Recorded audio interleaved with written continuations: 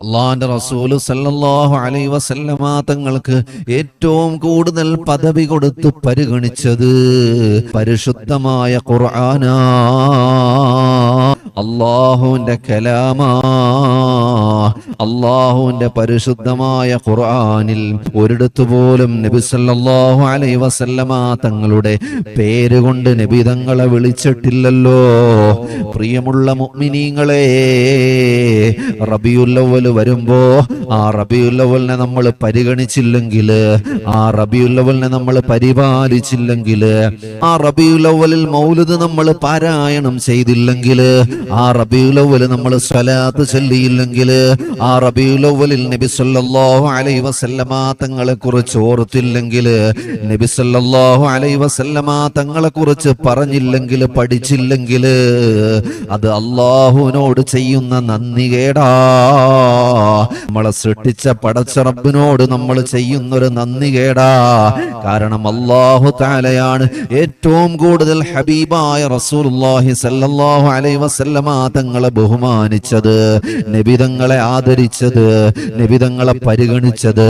പരിശുദ്ധമായ ഖുർആനിൽ അല്ലാഹു തആല ഒരിടത്ത് പോലും പേര് പറഞ്ഞുകൊണ്ട് നബി സല്ലല്ലാഹു അലൈഹി വസല്ലമ തങ്ങളെ വിളിച്ചിട്ടില്ല. മറ്റുള്ള നബിമാരെയൊക്കെ പരിശുദ്ധമായ ഖുർആനിൽ കൂടി വിളിക്കുമ്പോഴും യാ മൂസാ, യാ ഈസാ, മറ്റുള്ള നബിമാരുടെ പേര് കൊണ്ടവരെ വിളിച്ചിട്ടുണ്ടെങ്കിലും നമ്മുടെ നേതാവ് സയ്യിദുനാ റസൂലുള്ളാഹി സല്ലല്ലാഹു അലൈഹി വസല്ലമ തങ്ങളുടെ പേര് കൊണ്ട് നബി സല്ലല്ലാഹു അലൈഹി വസല്ലമ തങ്ങളെ ഒരിടത്ത് പോലും ഖുർആനിൽ വിളിച്ചിട്ടില്ല.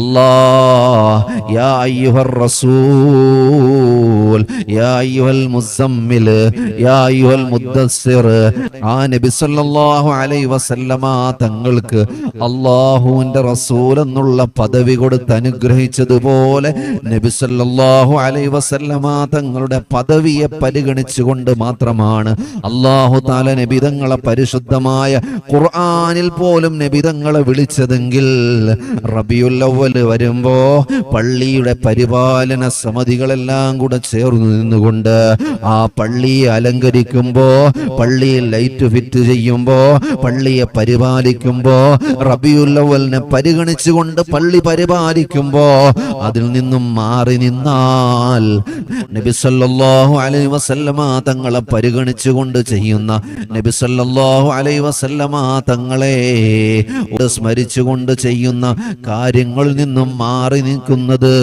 അത് അല്ലാഹുവിനോടുള്ള നന്ദികേടാ.